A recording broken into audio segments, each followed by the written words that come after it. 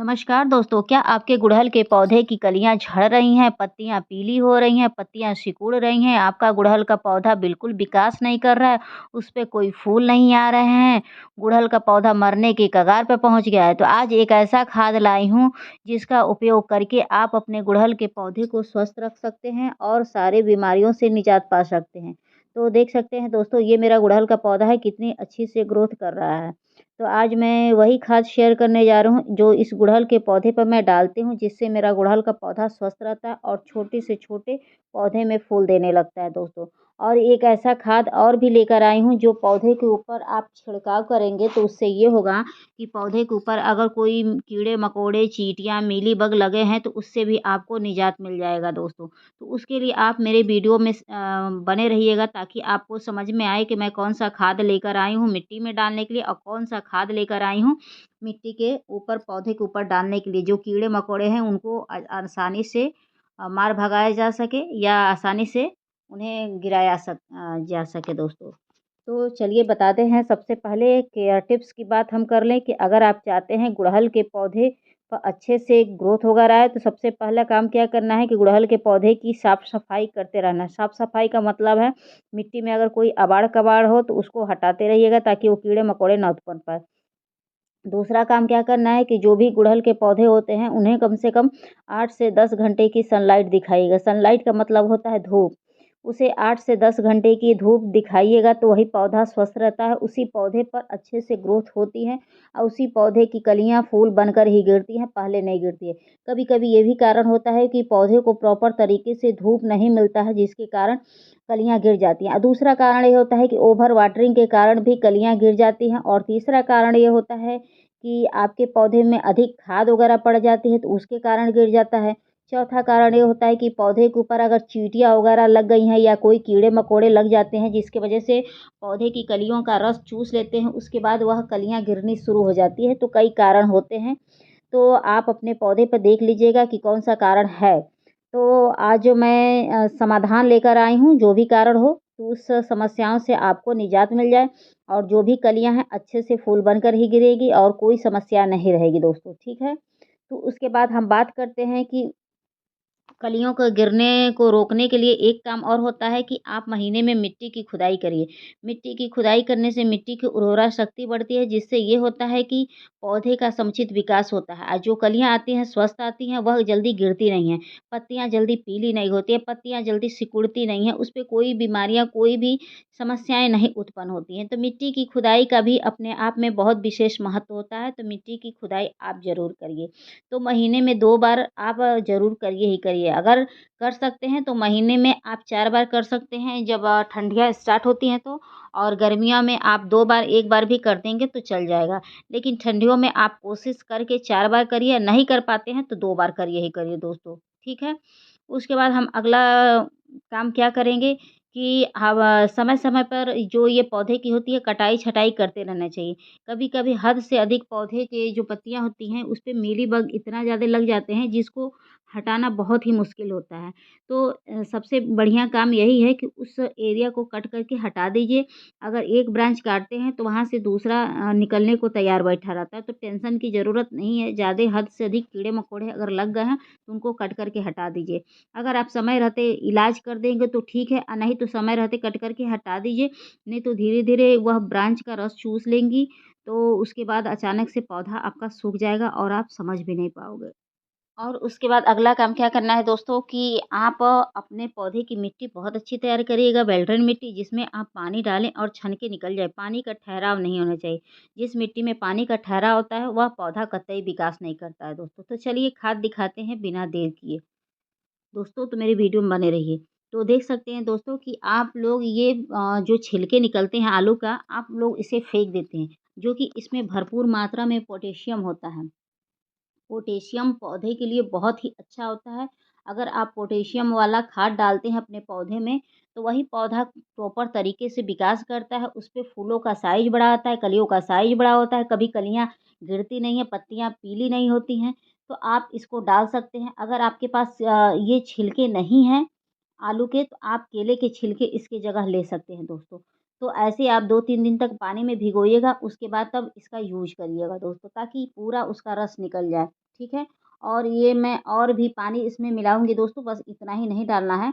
और उसके बाद एक खाद और डालूँगी जो बहुत ज़रूरी होता है, जिस खाद को डालने से पौधे का जो जड़ें होती है उसका विकास होता है। जब जड़ें विकास करती हैं तो ऊपर अच्छे से टहनियाँ और फूल और फल वगैरह जो भी आते हैं अच्छे से आते हैं दोस्तों। तो देख सकते हैं ये सरसों का खली है, इसमें मल्टीविटामिन्स पाया जाता है, जो पौधे की ग्रोथ के लिए बहुत अच्छा होता है। जो पौधा मरने के कगार पे पहुँच जाता है, उस पौधे में अगर इस सरसों की खली का आप लिक्विड डाल देते हैं तो वह पौधा हरा-भरा हो जाता है। और ठंडी से बचाने के लिए भी सरसों का खली डालना चाहिए, क्योंकि ये गर्म होता है और गर्म होता है तो जिससे पौधे को पाला वगैरह नहीं लगता है और वही पौधा आपका सुरक्षित रहता है। तो ये हर तरह से आपके पौधे के लिए बेहतर खाद है। अगर बता तो रहे जो पत्तियाँ सिकुड़ रही हैं, पत्तियाँ बर्न हो रही हैं, पत्तियों का साइज़ छोटा हो रहा है, बिल्कुल पत्तियाँ ही नहीं हैं, कलियाँ पीली होकर गिर जा रही हैं, जो भी समस्याएँ हैं, ये जो छिलके हैं आपके आलू के और ये सरसों की खली का लिक्विड है, उसको अगर आप डालते हैं तो 100% आपका पौधा स्वस्थ हो जाएगा दोस्तों। उसके बाद बम्पर कलियाँ और फूल देने लगेगा और हर ब्रांच पर आपको फूल ही फूल दिखेगा। उसके बाद मैं ये सेंधा नमक का उपयोग करना बताऊँगी कि सेंधा नमक के उपयोग से कैसे आप चींटियों वगैरह को भगा सकते हैं और पौधे का जो फूल वगैरह है उनका साइज़ आप बढ़ा सकते हैं और समस्याओं से अपने पौधों को सुरक्षित कर सकते हैं दोस्तों। तो आप मेरे वीडियो में बने रहिएगा ताकि आपको समझ में आए। आधी-अधूरी जानकारी ना लीजिएगा दोस्तों, ठीक है? तो इस खाद को अगर डाल देंगे तो ये देख रहे हैं ना पत्तियों में कितनी शाइनिंग है, तो वो शाइनिंग आने लगेगी दोस्तों। अचानक से जो पत्तियाँ पीली हो जाती हैं या अपनी ओरिजिनल कलर गँवा देती हैं, ऐसा लगेगा कि पत्तियाँ की नसें दिख रही हैं, एकदम लाइट धानी कलर की हो जाती हैं। तो इन 2 खादों को अगर आप डालते हैं तो बहुत अच्छे से विकास करेगा। तो खाद डालने से पहले एक काम करना है क्या है कि आप अपने पौधे के ऊपर जितने सूखे पत्तियाँ हों, सूखे ब्रांच हो, उसको हटा दीजिएगा। इसलिए हटा दीजिएगा दोस्तों, एक तो ये मिट्टी के ऊपर गिरेंगी तो ये कीड़े-मकोड़ों को आमंत्रण देंगी दूसरा ये होता है कि पौधे की एक्स्ट्रा एनर्जी को ले लेती हैं। तो ये काम आपको हमेशा करते रहना चाहिए कि जब भी आपको खाद डालना हो तो पीले पत्तियों को हटा दीजिए नहीं डालना तो भी हटा दीजिए दोस्तों। इतना अगर कर लेते हैं तो आपका पौधा बहुत अच्छे से विकास करेगा। उसके बाद करना क्या है कि खाद डालने से पहले ऐसे मिट्टी की खुदाई बहुत अच्छे से करिएगा ताकि आप खाद डालेंगे तो ऊपर टॉप लेयर पर नहीं लटका रहेगा, अच्छे से नीचे तक उसका लिक्विड पहुँच जाएगा दोस्तों। और जो मैंने ये लिक्विड लिया है सरसों की खली का, उसको आप एकदम पतला लीजिएगा, मोटा नहीं लीजिएगा दोस्तों। तो चलिए हम बताते हैं सेंधा नमक का उपयोग कैसे करना है पौधे के ऊपर। तो दोस्तों बता दें कि ये मेरा एक छोटा-सा चम्मच है, इसी चम्मच से मैं 1 चम्मच से थोड़ा-सा कम ही मात्रा 2 लीटर पानी में घोलूँगी। घोलने के बाद अच्छे से, उसके बाद मैं अपने पौधों के ऊपर छिड़काव करूँगी। उससे ये होगा कि जो भी चींटियाँ वगैरह हैं, कीड़े-मकोड़े हैं, उससे वो भग जाएँगे। आप मात्रा अधिक मत लीजिएगा, 2 लीटर में जितना कम नमक ले सकते हैं, उतना कम नमक लेकर और अपने पौधों के ऊपर एक बार छिड़काव करके देखिए। ये देसी नुस्खा है, ये पुराने ज़माने में लोग यूज़ करते थे। तो ये छोटा चम्मच से मैं थोड़ा-सा कम ही ली हूँ और 2 लीटर पानी में मैं इसको घोल के और अपने सारे पौधों के ऊपर छिड़काव कर दूँगी। इससे ये होगा कि जो कीड़े-मकोड़े, चींटियाँ, मीली-बग, लाही दुनिया भर के जो लगे पड़े हैं वो 5 ही मिनट नहीं लगेगा, सब भग जाएँगे, सब मर जाएँगे। तो सेंधा नमक बहुत ही अच्छा इसको चाहे तो आप मिट्टी में भी डाल सकते हैं। तो मिट्टी में डालिएगा तो जो मैंने 1 चम्मच लिया उसका भी आप आधा लीजिएगा। मतलब आप बड़ी जो चम्मच खाने वाली आती है उसका आप 8वाँ हिस्सा अपने पौधों में डाल देंगे मिट्टी में तो बहुत अच्छा फ़ायदा करता है। तो लेकिन मैं पौधों के ऊपर छिड़काव करूँगी दोस्तों, ठीक है? तो उसको थोड़ा गलने के लिए मैं छोड़ दी हूँ तब तक ये जो मेरा खाद है इसको मैं अपने हर पौधों में डाल दूँ। और उसको मैं 2-4 मिनट के लिए छोड़ी हूँ ताकि वो अच्छे से गल जाए, उसके बाद तब मैं सब पौधों में छिड़काव करूँगी दोस्तों। तो आप भी ऐसे करते रहिएगा, ये एकदम फ्री का है, ऑर्गेनिक है और इस ऑर्गेनिक खाद का आप प्रयोग कर सकते हैं। अगर आपके पास सरसों की खली नहीं है, तो आपके घर में मसाले के रूप में सरसों आता है खड़ा, उसको आप पीस के 1 चम्मच आप लीजिएगा और 2 लीटर पानी या 1 लीटर पानी में घोल के और अपने पौधों में डाल दीजिएगा दोस्तों। तो घोलिएगा तो उसको 2 दिन तक ढक दीजिएगा, जब ढकेंगे तो उसकी ताकत और बढ़ जाएगी। देखिए आप ताज़ा वो डालेंगे तो वो असर नहीं करेगा जितना बासी असर करता है। तो उसको कम से कम 2 दिनों तक आप पानी में रखिएगा 2 दिन बाद डालिएगा तो थोड़ी-सी और ताकतवर खाद बन के वो रेडी हो जाएगी। उसके बाद देख सकते हैं दोस्तों ये गल गया है। इसके बाद एक बार और हिला ले रही हूँ और उसके बाद सारे पौधों में इसको अच्छे से स्प्रे कर दूँगी। तो जो भी मेरे पौधे के ऊपर ये बहुत इस समय चींटियाँ आई हैं दोस्तों, और इस सब चींटियों को भगाने का ये बहुत ही देसी नुस्खा है।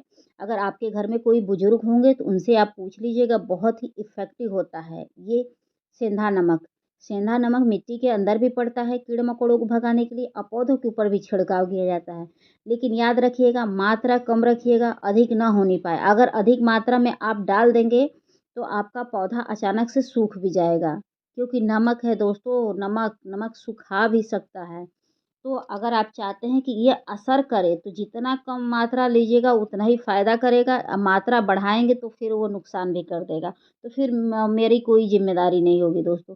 तो मैंने जितना आपको बताया उतना ही उपयोग करिएगा। इसीलिए मैं बार-बार आपको कहती हूँ कि मेरी वीडियो में बने रहिएगा, ताकि आपको अच्छे से समझ में आए कि मैं क्या क्या और कैसे खाद का प्रयोग कर रही हूँ, ताकि आपसे कोई गलती ना हो और आपका पौधा ऐसे ही स्वस्थ रहे। तो दोस्तों इस जो नमक वाले घोल का छिड़काव है, इसको आप हर तरह के पौधे में कर दीजिएगा, चाहे वह फल वाला हो, फूल वाला हो, सब्जी वाला हो, इंडोर हो, आउटडोर हो। आप हर तरह के पौधे में इसका छिड़काव कर दीजिएगा। इसका कोई साइड इफ़ेक्ट नहीं है, उल्टे इसका फ़ायदा ही आपको देखने को मिलेगा। अगर जिस पौधे पे कभी फूल नहीं आता रहता है, उस पौधे पर फूल आने लगते हैं। जो पौधा भयंकर से भयंकर बीमार रहता है, उसकी बीमारी सही हो जाती है नमक के घोल का छिड़काव से दोस्तों। तो आप इसका एक बार प्रयोग करके देखिएगा दोस्तों।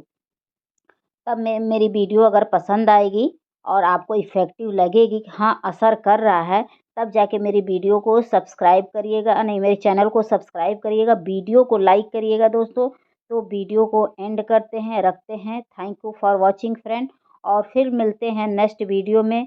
तो यह एक बार आप ट्रीटमेंट करके और एक कमेंट मेरे पर ज़रूर कर दीजिएगा, ताकि मुझे भी समझ में आए कि आपको मेरी वीडियो पसंद आई कि नहीं आई, क्या है क्या नहीं। तो वीडियो को एंड करते हैं दोस्तों। तो bye, thank you for watching.